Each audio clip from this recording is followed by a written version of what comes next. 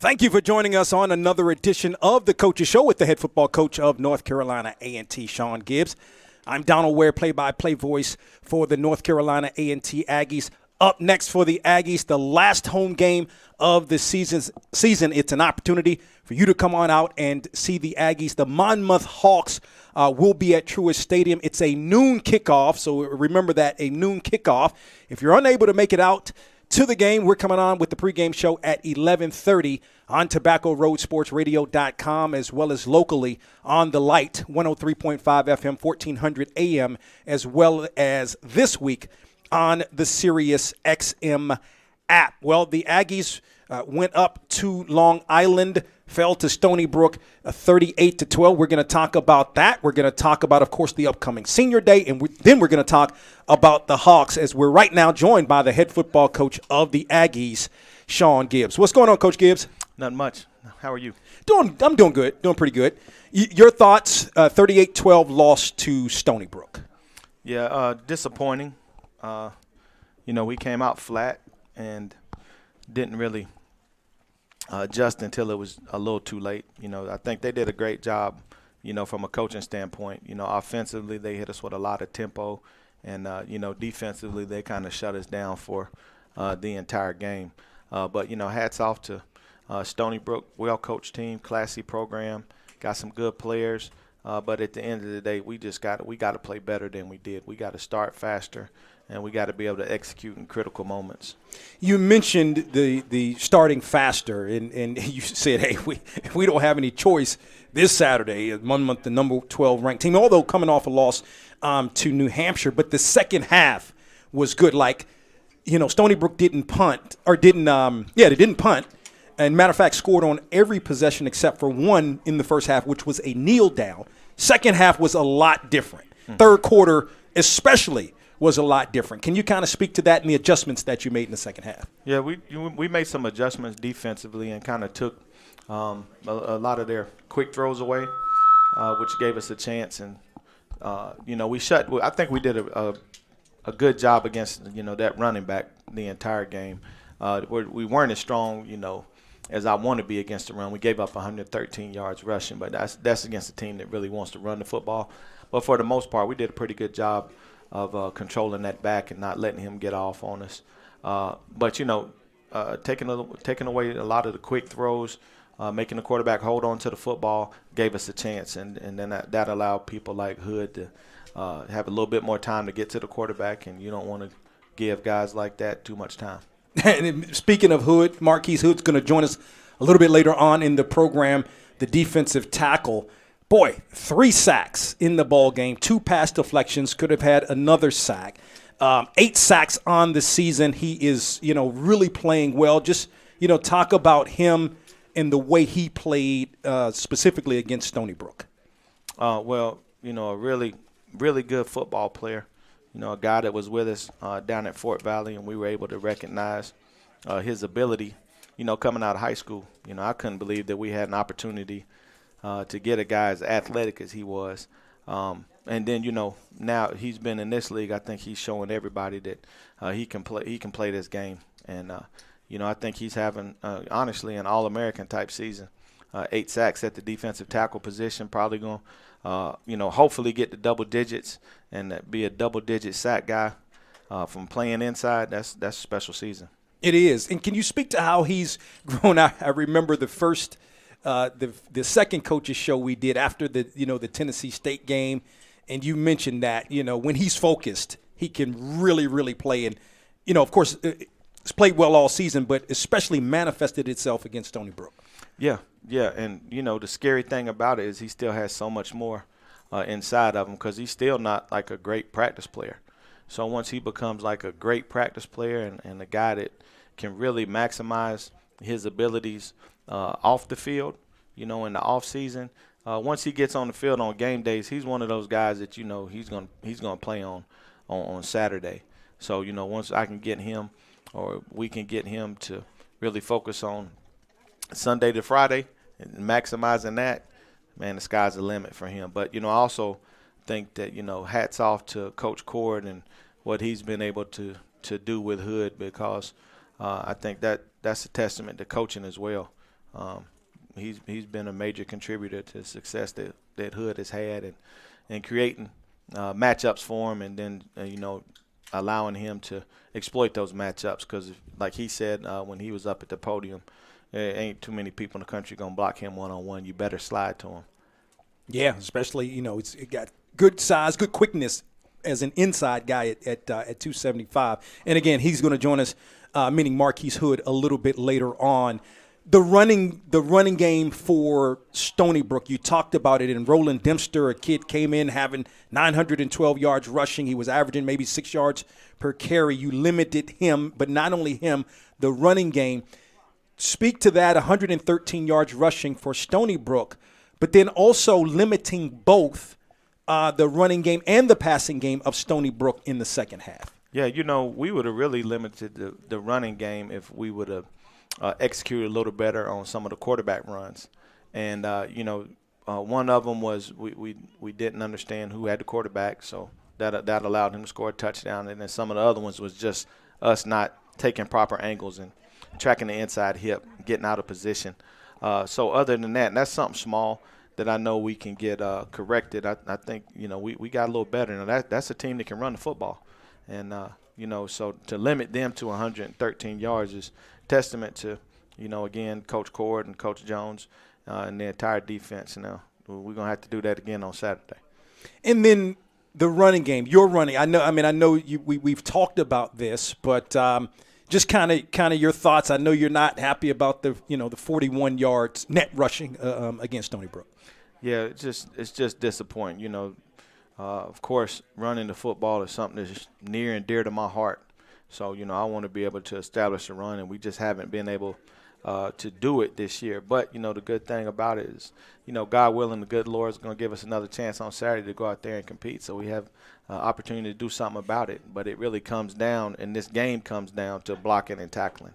So we got to be able to block, get a hat on the hat, make sure we're not getting hit in the backfield or allowing free hitters, at point of contact, and give our runners a chance. And then our runners still have to do a better job. We got to break more tackles. We got to run through people's face. We got to make people miss.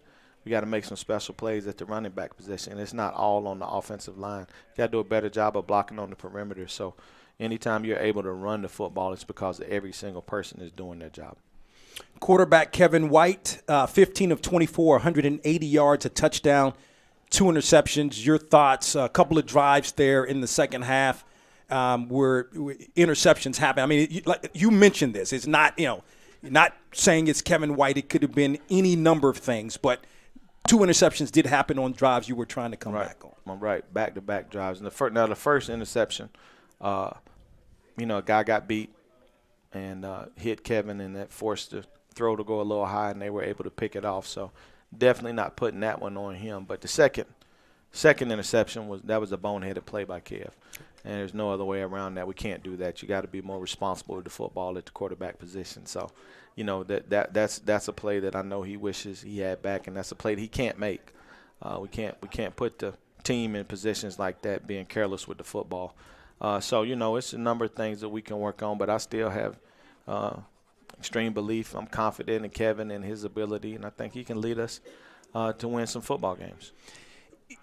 You have a phrase that says, player gets better every game. Really seems like Joshua Isaiah gets better every game. 15 tackles in the game. He continues to – he's so consistent. Can you just kind of talk about him and really not only that, the leader, he's a leader on this defense. Yeah, he's definitely evolving and growing as a leader. And a lot of those tackles, when you have 15 tackles and a whole lot more were assists, it's about effort. So, when you watch the film, Josh was making a lot of plays in space, and he was making a lot of tackles on passing plays.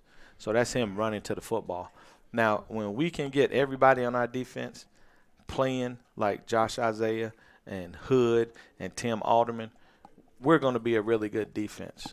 We're going to be a really good defense, but we got to get everybody that understands the preparation that those guys put in, and then the effort that those guys play with. And then when they get an opportunity to make plays, they make plays.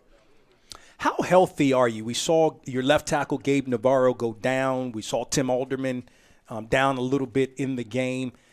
Just you got 2 games remaining. It's late in the season. Everybody's going to be kind of nicked up a little bit. But how healthy are you right now going into Monmouth? Not very healthy, but like you said, ain't too many teams in the country that's real healthy right now. So we got quite a number of injuries, but guys have done a good job all year of playing through that, and we're gonna have to play through it again on Saturday. So injuries and being able to play hurt is part of the game. Like I tell them all the time, if you're injured, you can't play, but if you're hurt, you gotta find a way to play through.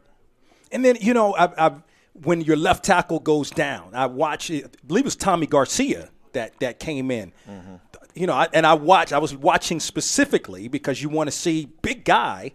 Looked like he did a pretty good job. Can you assess sort of how he did? Well, he had to come in and play a position where that's not where we want him, okay. Ideally. But he was one of those guys that was ready and available, and we had to we played guys that were on the scout team throughout the week, and they ended up having to go in there and play some meaningful snaps. So hats off to Tommy for him being ready to go out there, and we just got to do a better job of playing together. Just the same way I was saying on defense, offensively, especially on the offensive line, you got to have 5 guys playing as one. So when one guy goes down, we got to be able to replace him and continue with 5 guys playing as one. Hopefully we can avoid the injury bug this weekend and keep guys, out there so we can develop a little bit of consistency up front.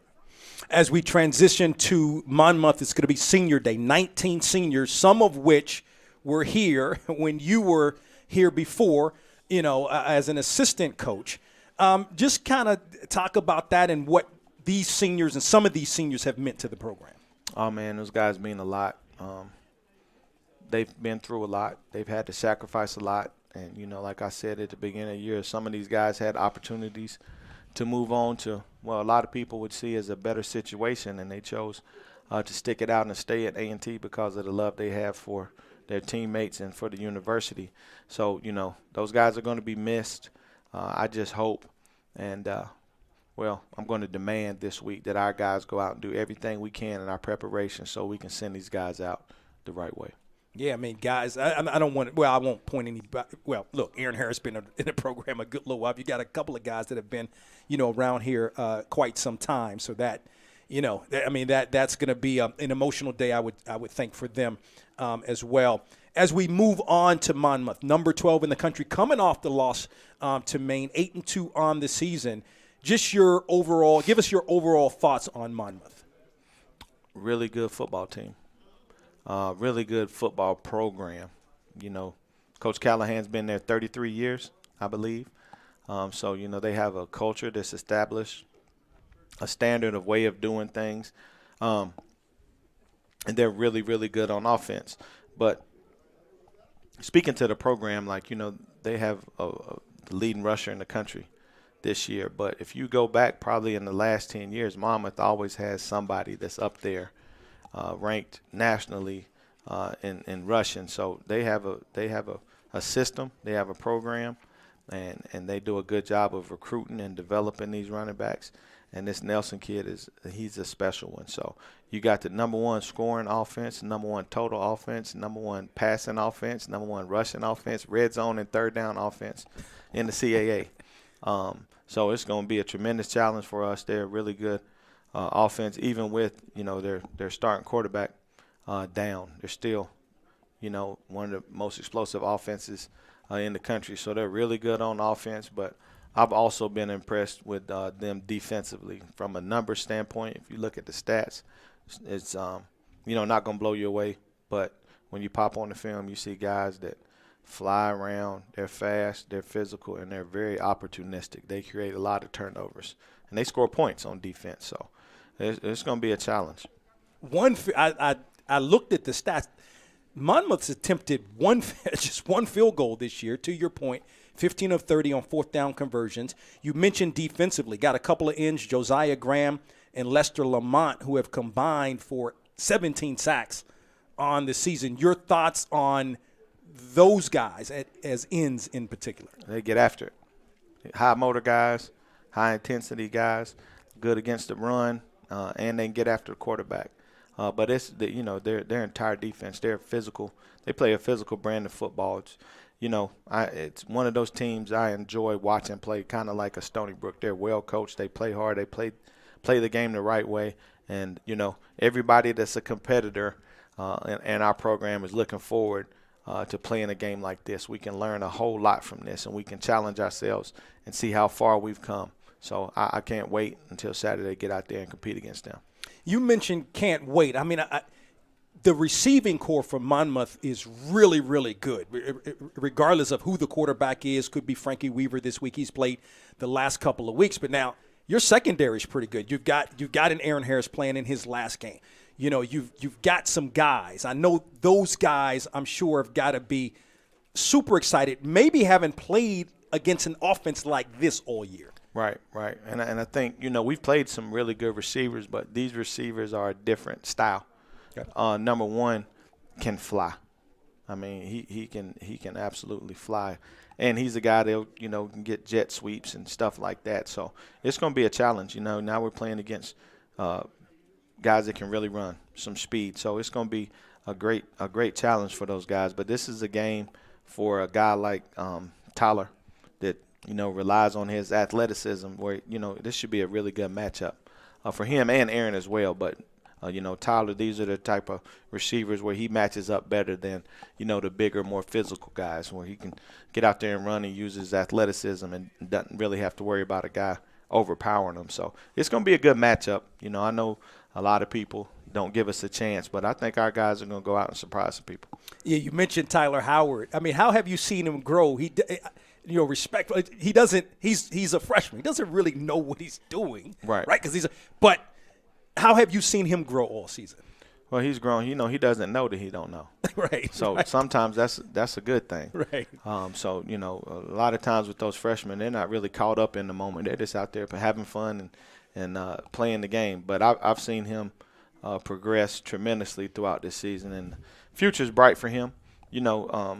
But he's kind of like everybody else. What we need to get from him for him to take that next step and become the player that he's capable of being is just a little bit more consistency.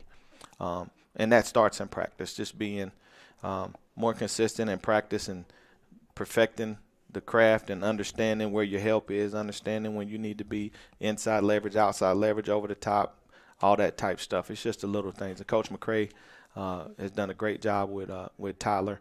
And, if he'll stay under Coach's tutelage and really listen and buy into what Coach is telling him, he's going to be a really, really good player for us. What some of the keys offensively and defensively, what are some of the things you have to do in this game to come out with a victory? Well, defensively, we have to contain that running back. You can't shut somebody like that down. He's too good for that. But we got to contain him. We can't allow him or the receivers to have any explosives. We got to get those guys on the ground. We have to be physical. We're going to have to play gap sound. We're going to have to communicate. We're going to have to play as one defensively to have a chance. And if we can do that, we'll have a chance. And then offensively, we got to show up. That's what we got to do. We got to show up. We can't turn the ball over. We got to come out with some intensity. We got to be physical. We got to find a way to run the football. They're fast. They're aggressive. But, I think we have enough talent on the offensive side of the ball that if once we decide to play and we can get it going and really working as one and everybody's on the same page and nobody's worried about who's getting the ball, we're just worried about executing whatever play is called, then I think we can be good on offense. So I think our Coach McGee will have our offensive guys ready to go on Saturday and up for the challenge.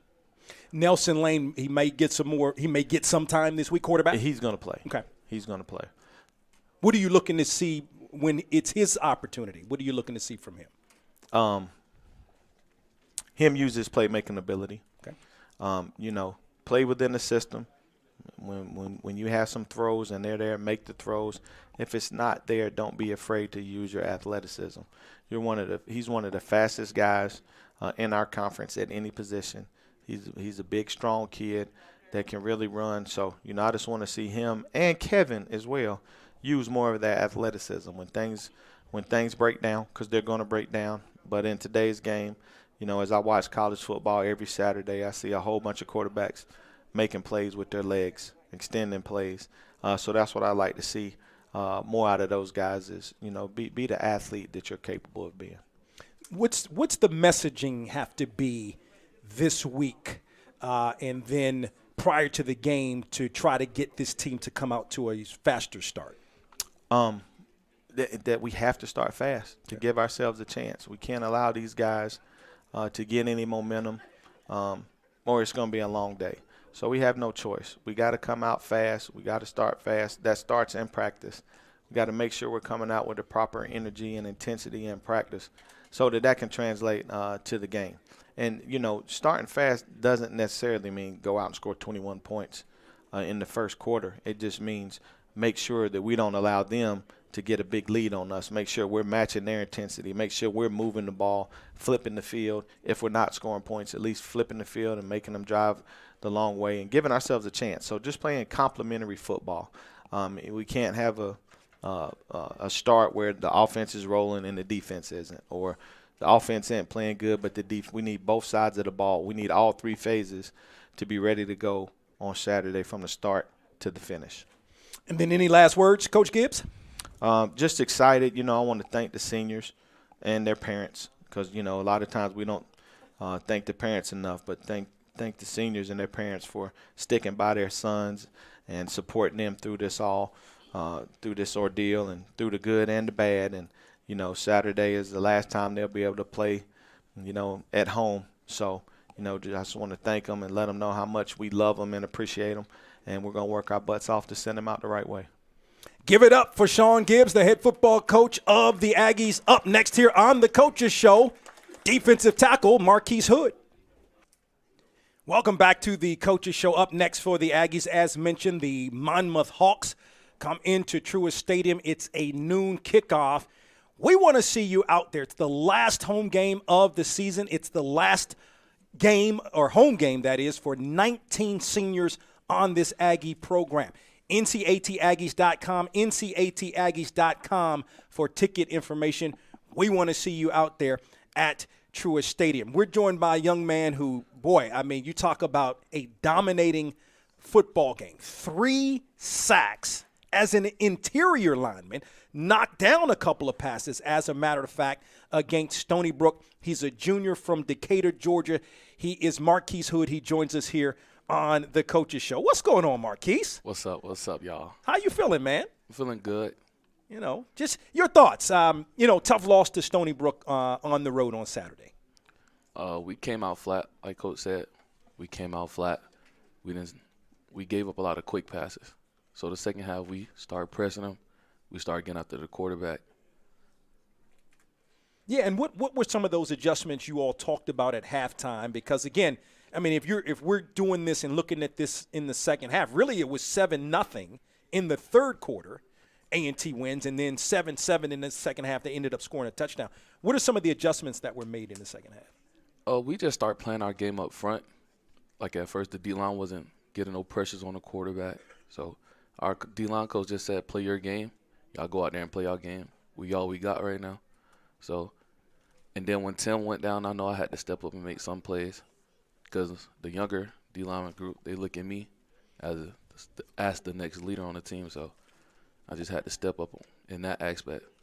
And you did. You took that. Like you took probably. I'm assuming what Coach Cord said is he said, you said it. We're all we have, or we all we got. Tim went down. You took that personally, right? Like you had to. 3 sacks. Yes, in the second half. That's pretty. From the inside. That's pretty big. Yes, sir. And like Coach say, we the engine of the defense. So if we don't get going, we start off flat. So I just had to get us going, even though it was too late in the game. But I won't start off against Monmouth like that, though.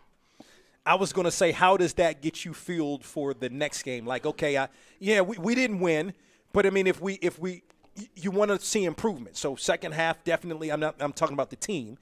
It improved. So for you personally, how does the second half you had and the team had help to fuel you coming into the Monmouth game?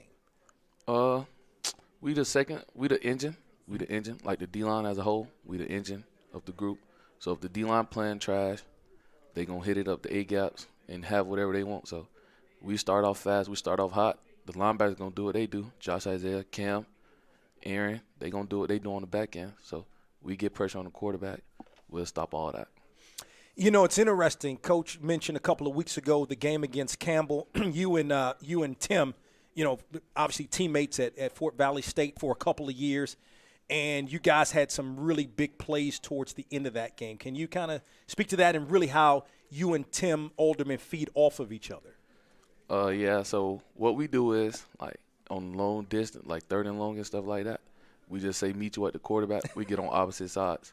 Okay. So they either going to slide towards me or give me a one-on-one. I don't think people want to give me a one-on-one. So last week, they started giving me one-on-ones on 3rd and long. I started taking my advantage, winning the one-on-ones. But Tim, I'm always beating him there. I'm always beating him there. But you got to get there first, right? yeah, we do that to stay in competition. Yeah. But it makes it fun for us, like knowing we had competition, but we're doing it to help the team. You're up on him, right? You've got 8 sacks. He's I don't have it right in front of me. He's got 6. Yeah, he's got. Well, you know the numbers, so you're up on him. So what's that kind of conversation like? Because it's a healthy competition. Because when you have that competition amongst each other, that makes both of you all better, and it makes the team better as a whole. Can you repeat that? Yeah, I mean, just the competition you guys have. It's a healthy competition. Yeah, we started that at the beginning of the season because we both good players. But I feel like the rest of the D-line is starting to do that. Like, they tell me I'm going to get the first sack of the game. I'm like, we'll see about that. Like, we need that to keep us going. So, like, when we do stuff like that, that make it fun for us, interesting for us. But he missed 2 sacks, so I just made up for him.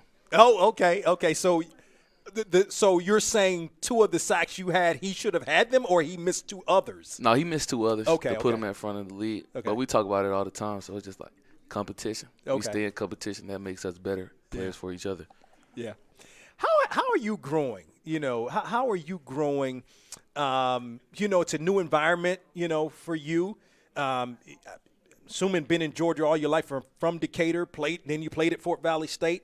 So now you're in North Carolina. You're at North Carolina A&T. How are you growing as this year as an Aggie? I like it. We just trying to change the culture because the last 2 seasons wasn't the best. So we just trying to get up here and change the culture. When Coach Gibbs said, "Hey, I'm coming to A&T," you know, talk with Tim. I don't know if you and Tim talked with each other, and you can share that with us if that in fact is the case. Was it an easy decision to say I'm going to come with Coach Gibbs to A&T? Yes, sir. Okay. Why so? Because he the one that got me out of high school. Okay. He took the risk after I tore my ACL. Okay. So he got me out of high school. Loyalty. Yeah, I like that. And then, did you and Tim have the discussion, or y'all? It was just like, you know, and a couple other guys. Dorsey also came from Fort Valley State. Just kind of talk about that. Your other teammates and taking on the challenge to come with Coach Gibbs here to A&T. They had left before me, so they was already up here. I didn't feel like I had to film enough to come up here, but wow, you know, they was already up here. So when I decided to enter the portal, Coach Gibbs took the risk. I talked to Tim. He told me Coach Court was going to get on me. And Drew them, they told me I love it up here. And I love it up here, so. Okay. Yeah, because Coach, in all fairness, Coach Gibbs did mention that. So, I mean, with Coach Cord specifically, speak to how he's helped to make you a better player. And I find that interesting. You mentioned well, let me go back. You said you didn't have the film out of Fort Valley State, or the numbers? The numbers. Okay, more so the numbers. Because the film, I mean, you come from that level, which is a good level of football, but now you're moving up and you're dominating. So, but Coach Cord, getting back to Coach Cord, just kind of speak to how, you know, what he's saying to you and how he's helping you to grow as a player. Oh, he held me to a higher standard because he sees something in me that I didn't see in myself coming in Fort Valley. Coming in at NCAT. So he just holding me to a higher standard, pushing me to be the best I can be. Monmouth, the next opponent, I don't know, have you seen anything from them so far film-wise? Yes, sir. Okay. What's that line? What does their line look like? They're very physical. Okay. But they have some weaknesses that we can take advantage of. So you'll be looking forward to trying to do that and maybe repeat your performance. Coach Gibbs mentioned this, trying to get off to the faster start. And he even said, look, it's imperative. Like, we got to get off to the fast start against this team. You know, what is it going to take to kind of get off for this team, your team, to get off to a faster start? Well, we got to have a good preparation, week of practice. Got to come out fast. Got to come out working hard every day. Like Coach said, in tempo, we start off good on good. So just got to keep that whole mindset, the whole practice, every week, every day. And then how did you end up? I know how you ended up here because you mentioned that, but end up at Fort Valley State. You mentioned getting injured. Coach Gibbs stuck with you. You came to Fort Valley. Now you're here at A&T. How did you first end up at Fort Valley State? One of my coaches, I think I had got a Well, that's okay if you because it was a while ago. I mean, Yeah. and that was history. But I mean, he recruited you, and you mentioned being loyal to now come with him to A&T. I mean, that you loyalty is important to you, obviously. Yeah. And then what's your major? And then what are you hoping to do with that when your football playing days are over? My major is business management. I plan on starting a business. I want to get into real estate. So real estate, then start my own lawn services. Oh, So I'll really? be getting paid both how with flipping houses and lawn services. Okay. Have you already done some kind of, what do you know about flipping houses right now? Anything? Do you watch HGTV? I mean, they got all those shows that flip houses and so forth. Yeah, I'll be watching the shows, but I Okay. want to get hands-on. So Okay. All right, give it up for Marquise Hood, defensive tackle for the Aggies. He joins us here on the Coaches Show. As a reminder, this is the last home game of the season. It's a noon kickoff. We want to see you out at Truist Stadium on the campus of North Carolina A&T. The number 12 Monmouth Hawks are the opponent. If you can't be there, yours truly, Al Swan, Billy Covington, we're coming on with the pregame show at 11:30 on the Light, 103.5 FM, 1400 AM, anywhere around the world at tobaccoroadsportsradio.com, and this week on the SiriusXM app. We'll talk with you next week.